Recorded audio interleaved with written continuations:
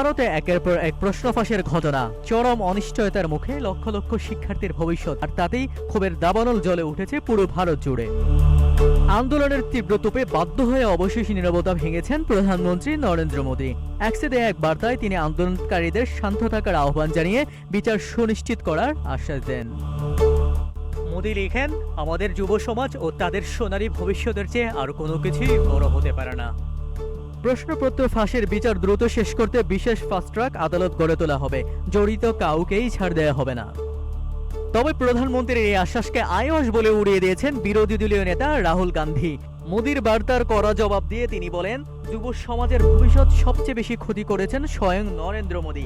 তিনি পুরো শিক্ষা ব্যবস্থাকে নির্দিষ্ট গোষ্ঠীর হাতে তুলে দিয়ে অপরাধীদের রক্ষা করছেন।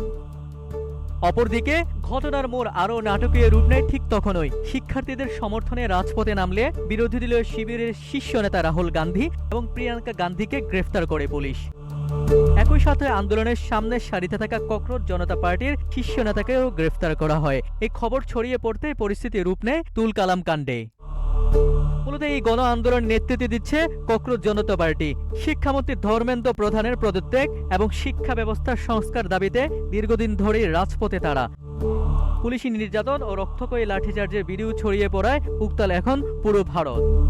প্রধানমন্ত্রীর আশ্বাস কিংবা শীর্ষ নেতাদের গ্রেফতার, কোনো কিছুই রাজপথের আগুন নিভছে না। প্রশ্ন একটাই, কোথায় গিয়ে থামবে ভারতের এই অভূতপূর্ব ছাত্র আন্দোলন? মেহেদী হাসান, নাগরিক টিভি।